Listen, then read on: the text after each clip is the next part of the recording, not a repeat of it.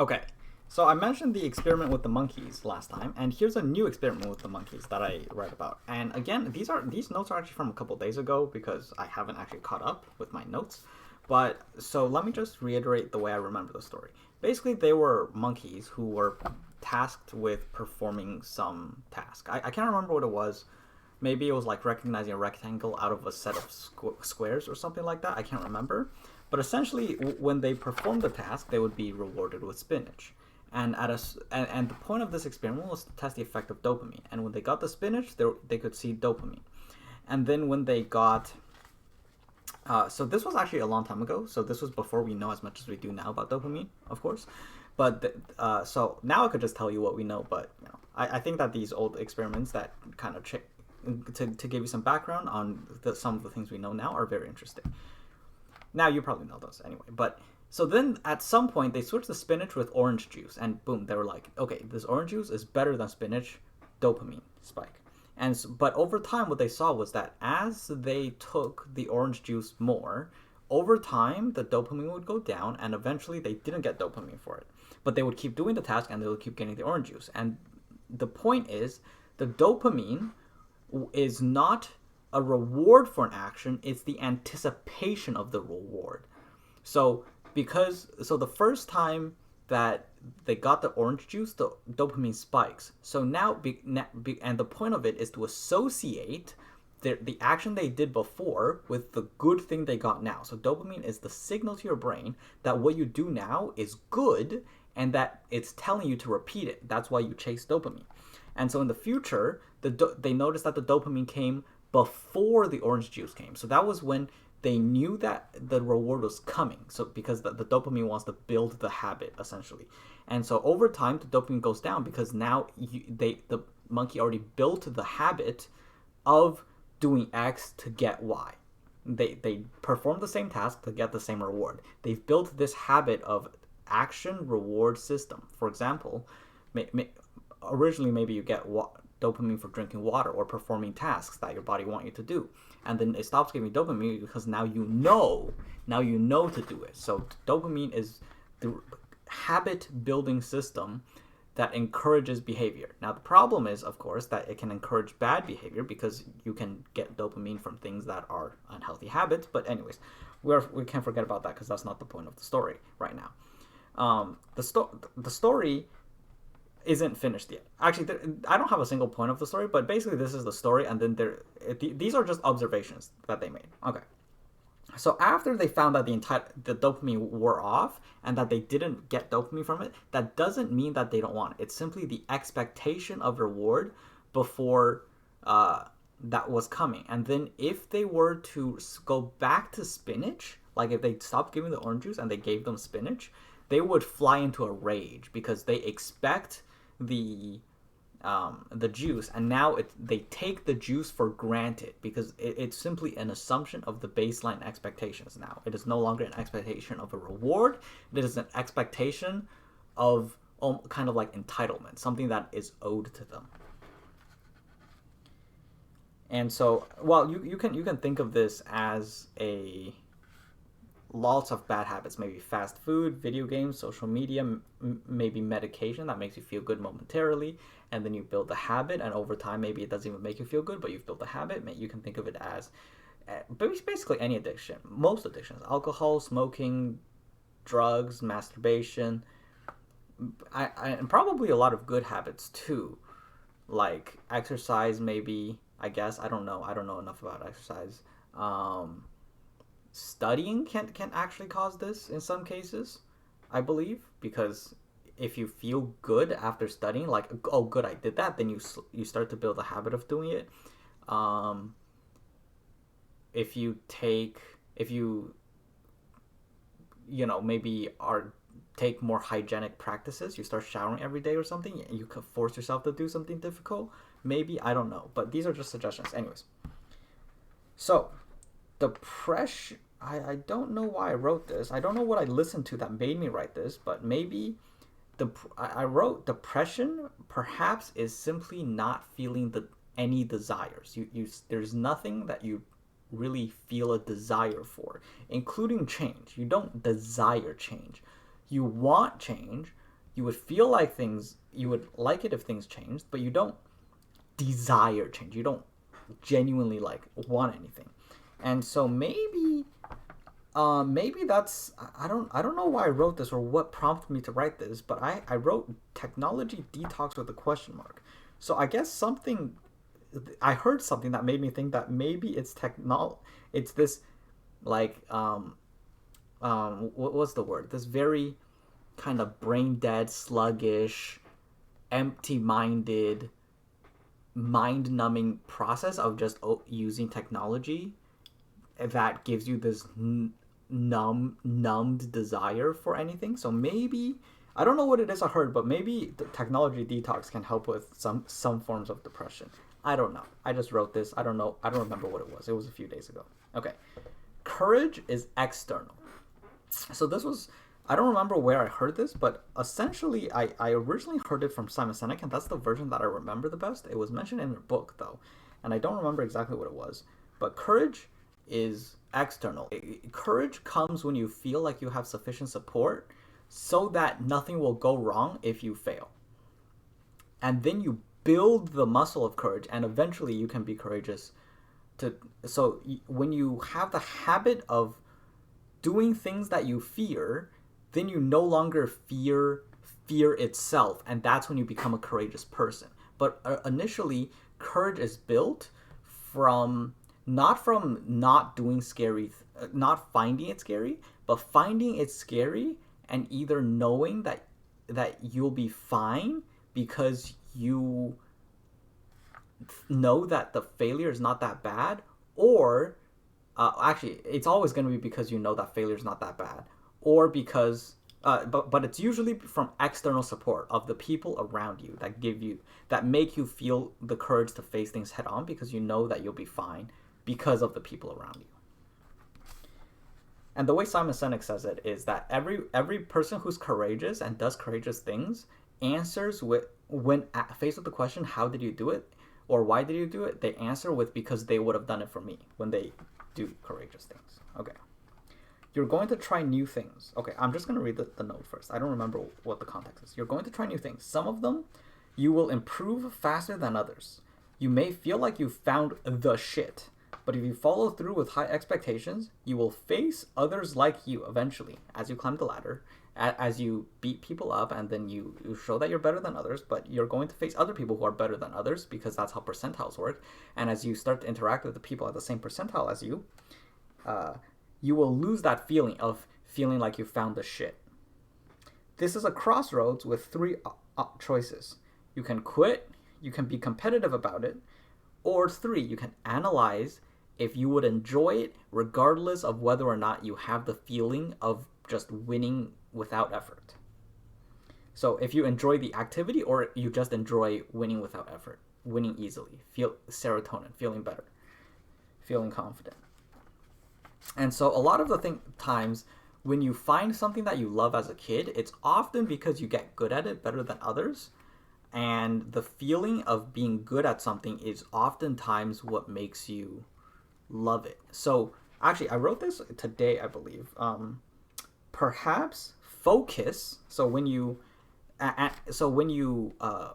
do something and it helps you focus on it, the act of focusing can build the act of focus is in itself enjoyable, and as the more you focus on it, the more you start loving that activity. And also, when you do activities you love, it's easy to focus. So I wrote the note that focus and love, or well, in this case, love and passion are kind of the same things. What you feel passion for are perhaps the same things. So things that you can easily focus on, things that bring draw in your attention. All this may be because I'm ADHD, or maybe because I have the same symptoms as an ADHD. I don't know, I'm an ADHD, but I do suffer a lot of the symptoms of ADHD, which is that my focus is easily diverted, and sometimes I easily get addicted, and my focus is easily drawn to things in a very intense way, while extremely difficult in other things. Does not mean I have ADHD, but same effects. Okay.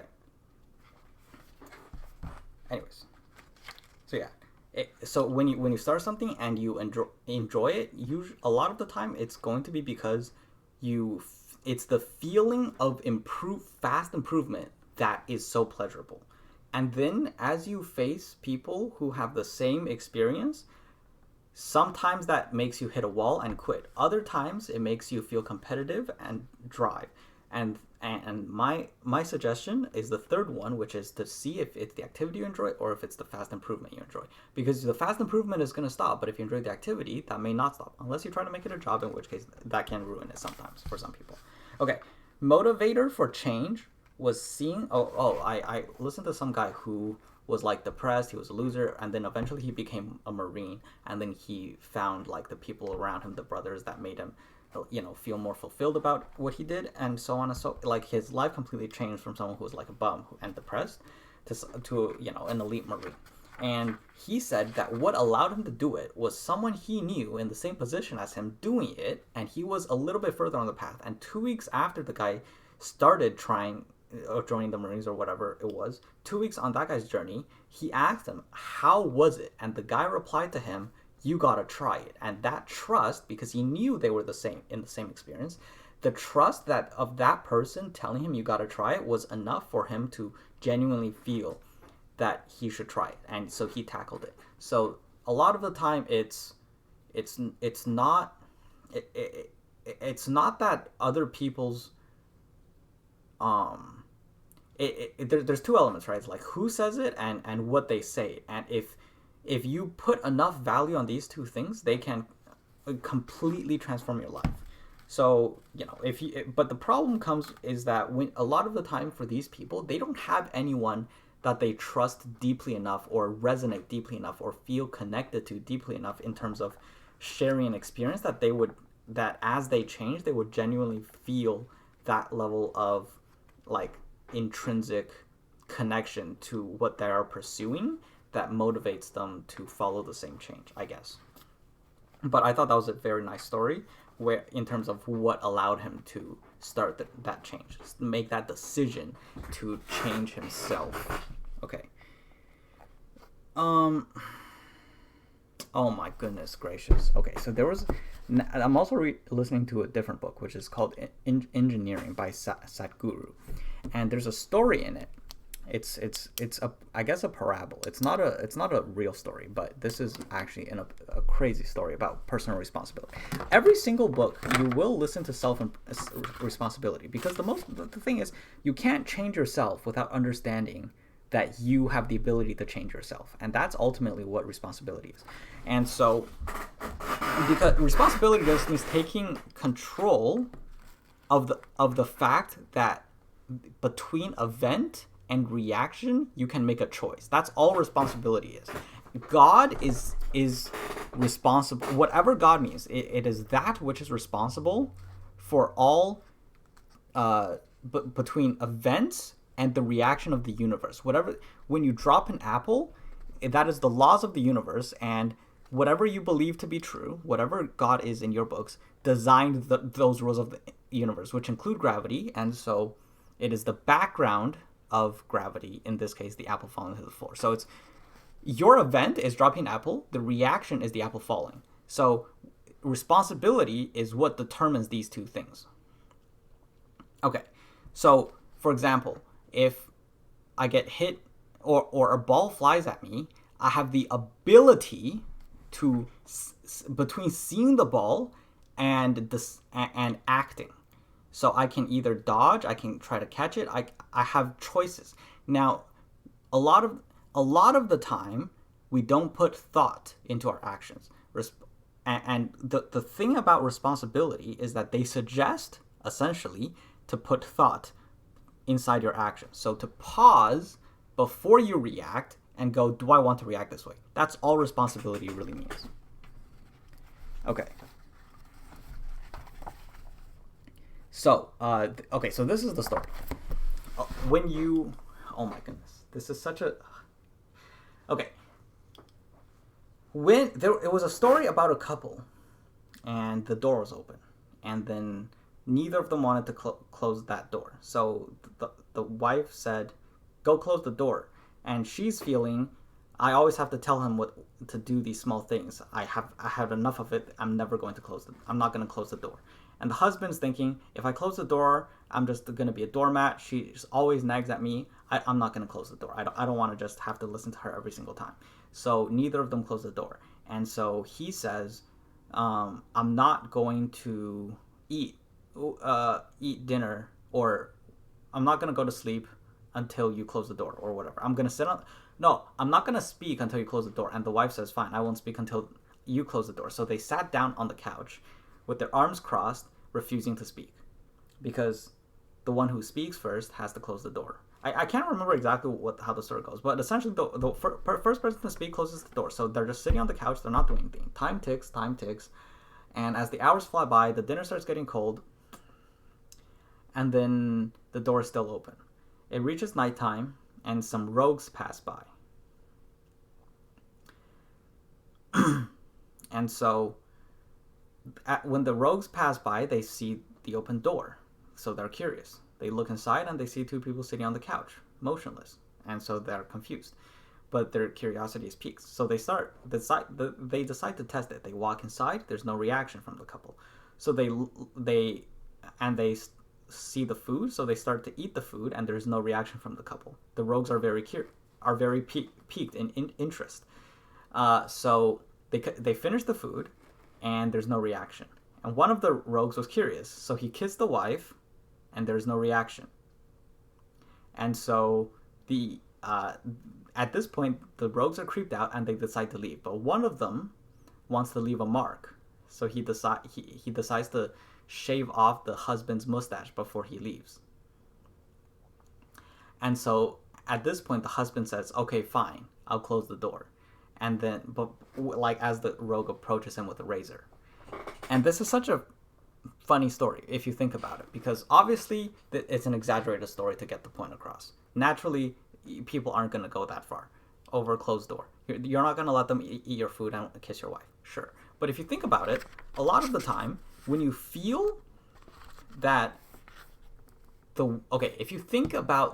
if you don't think of it as your wife, but if you think about it as your life, and I don't mean your if you lost it you would die, but I mean what constitutes your life, the events around your life, the people you know, all of this, like your life, the experience of life, your experience of life. And so you feel that life is nagging you. You feel that life is annoying you. You feel that life should fix the negative effect it has on you. But life doesn't owe you that. You have, and so it's like if you want the door closed, and your life isn't closing the door for you. I mean, life doesn't owe you happiness. Life doesn't owe it to you to make you happy. So you have to do the things that are best for you.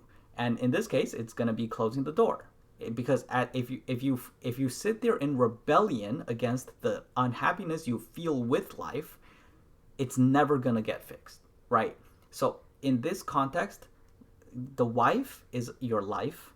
The rogues are the people who are going to take advantage of you, what you own, your life, anything that will make your experience worse, insofar as you are sitting there in rebellion against the negative experience you feel with life. Because they will take what you have as long as you sit there without resisting. Like, think about it. If you'll lay over and not hold on to the resources you own, why would they not take it? Like, that's just how the world works. You can't just expect the world to make you happy and be responsible for your happiness, because it's never going to change. Life won't change for you. The rules of life stay the same, essentially. But yeah, I thought that was a very nice, exaggerated story to show you what it means to that you can't just sit there and expect things to fix itself. Okay. And so you sit, and here's my note. Just because having to as others take advantage of you and your life, you do nothing because you feel it's a problem life should solve for you. Just because having to solve it feels unjustified, you feel indignation at the necessity of solving this problem that life has given you, because you don't feel that it is a problem that you made. And so you sit with rebelliousness, thinking life is losing out by you sitting there in rebellion. Life is not. In this case, your wife, maybe, but life does not lose out. Okay, this one is a different quote, and in fact, I wrote down the timestamp on the video because it's of the audiobook, because I plan to listen to this quote again. They say it much better than my notes say it, but people carry their complaints with them as a badge of identity without personal ability to respond consciously, essentially responsibility, which is the ability to respond consciously. You are reactive. Your memories will forever distort your view of the present, reflected in the way you act. Injustices should leave you with wisdom, not wounds. Yes. So when you have injustices from your past, you treat them as wounds that now, make you less capable, because if you have cuts, if you're missing some flesh, you are wounded, and now you are damaged. Your stats are lower. Whereas if you treat it as wisdom, your stats are higher. Lessons rather than lasting damage. Learn from your past rather than treating it as a badge of identity to use and flail at people who you dislike in a way to thinking that it should get you things that you are owed by the world, as you use it as a badge of defense and identity. Next. Pain, anger, resentment, depression, jealousy, hatred, complaints, and indignation are poisons you drink, but expecting someone else to suffer the effects of poison. Actually, the original quote is expecting someone else to die, but a lot of the time you aren't expecting them to die. It's the same idea, but I'm going to change it to expecting someone else to suffer the consequences of poison, because in this case, that's a bit more universal. Anyways, but yeah, so when you're angry at someone, you are drinking a poison and expecting them to suffer. That's what anger is. That's what resentment is. And I mean, sometimes it works. Sometimes they feel angry in return. Sometimes they feel indignation in return, perhaps. But it doesn't actually make your problems go away. And in fact, if you genuinely feel angry, resentment, jealousy, that's only towards people that you actually can't poison. So what happens is you drink this poison and you take it out on those around you that are not the person causing you these problems. So the person who's making you angry is still off, probably obliviously. I won't even say happy, but like they don't even know that you're unhappy, and you're sitting there ruining the experience for people around you. Okay. If the okay, skip that. Next. Responsibility is only and nothing more than accepting that your actions, beliefs, and identity are things that you can choose. That's all it is. Also,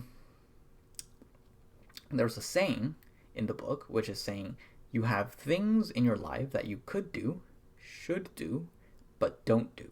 Or, even worse, won't do, because won't is emotional, don't is in action. Won't is simply you refuse to do it. Okay. If you don't, I don't actually know what else to say about this. I mean, it's pretty straightforward. It's true. There are things that we could do, we should do, but we probably don't do. And the ones that we won't do are even worse, but don't do are the most common. Maybe someone brushes their teeth once a day. Maybe someone showers once every 5 days. Maybe someone changes clothes once a week. Maybe someone doesn't exercise. Maybe someone doesn't get fresh air and sunlight. Maybe someone doesn't eat unprocessed foods. Like cook healthy meals. You get the idea. If you don't want others to judge you based on who you were 5 years ago, don't judge yourself based on who you were yesterday. Because essentially it just means that every decision you make can be made today. You don't have to follow the decisions you made before. And if you follow the decisions, basically the way they present this statement is, would you want someone to judge you the way you were 5 years ago? And if you do the same things you did yesterday, and that consequently that's transitory. That has a transitory correlation, which means someone is justified in judging you who you were 5 years ago if you judge yourself the way you were yesterday. So for example, if I did this yesterday, therefore I'm going to do that again today, as in itself a logic, rather than I'm going to do this today because I should do this today, regardless of whether or not I did it yesterday. Maybe I did do it yesterday. Maybe it's the same thing I did yesterday, but I do it because it is good and I should do it. So that is, don't judge yourself based on who you were yesterday. Don't use the past to be something that determines what you do today. Let the past be a stool, a school, and not a club, as in like to hit people or hit yourself with. Okay, actually these are not from the book. These are from Jim Rohn. I love the way he talks. Jim Rohn is such a fascinating speaker. Okay, yeah, so starting from the could, should, don't, won't is, I believe, from Jim Rohn. Okay, next. Let results teach you about your actions, attitude, and philosophy. This just means, if you don't get the results you want based on the actions you perform, you should use that to question whether or not your actions, attitude, and beliefs or philosophy may have holes in them, because it means that if you feel that what you did deserves different results, then clearly reality is not going to change so that your results will correspond with what you believe you deserve, but you need to change so that your results will correspond with your actions. Whether that means changing your actions, changing your results, or changing what you believe should result from your actions. There's 3 elements here: premise, logical connection, conclusion. If the premise is false, maybe you should change the premise. If the conclusion doesn't match the premise, you can change the conclusion so that the premise logically concludes in the conclusion, or you can change the logical connection between the premise and the conclusion. 3 elements. So you use results, you test your theory, and then you analyze your premise, logic, or conclusion. Let results or reality teach you about your actions, attitude, philosophy. I'm going to repeat it again because it's great. It just makes sense. Okay, make measurable progress in reasonable time. Yes. So the reasonable time is important because, again, obviously by Jim Rohn, but obviously reasonable time, because his example was, how long do you want your child to spend in 4th grade? 1 year. So or less. So if it takes them longer than that, then it's not reasonable time. So measurable progress and reasonable time. So you measure the progress and you compare it to the time. So obviously, if your progress is insufficient, you need to change your actions. If the time is insufficient, you change your actions. These are the 2 factors that you base your results off of. Okay. Do not curse what's available and change what's possible. Yes. So don't look at things outside of your control and curse it. Look at the things inside your control and change it. Very simple, straightforward. If you complain about what politicians are saying, what politicians are doing, what the state of the world is like, what the countries are like, what inflation looks like, what the economy looks like, what the market's doing, maybe you gambled and you lost and you're blaming the game. Maybe you played a sport and you lost the game. Don't focus on the things you can control. Focus on the things you can control and change those things. In other words, maybe change your skills, maybe change your market knowledge, maybe change your product, maybe change your physical ability, maybe change your mindset. Don't focus on what's available. Don't curse what's available and change what's possible. Okay, next is success is a numbers game. You can measure the results, you can measure the time, you can measure the inputs, you can measure the time spent. You can measure the money made, you can measure the number of customers. So success is all about numbers. If the numbers don't match, you have to analyze a flaw in your logic. or your actions, or maybe your expected time frame. Okay. And also he was talking about teaching, and I mentioned this before, but teaching is a great vehicle for learning. So as you love learning, so too do I like the idea of teaching, and so I simulate teaching because it helps me learn. That's the point of these videos, to help me learn. And his example was that he gives these speeches because as he shares it, he listens to it every time he shares it. So if he reads a book and shares the book with 10 people, he listens to the contents of the book. You know, let's say he explains the book, what the book says. He listens to it 11 times. He read the book and then shared it with 10 people. So he listens to it 11 times. So he gets more value, and they got some value. So everybody wins, but he shares it because it helps him learn. But I really like this little share it 10 times, hear it 11 times little quote by him. Anyways, I love the way he speaks. But that's going to be it for today. I've still got several pages of notes from, a lot of it from today, actually, now that I think about it. Anyways, I will see you guys next time.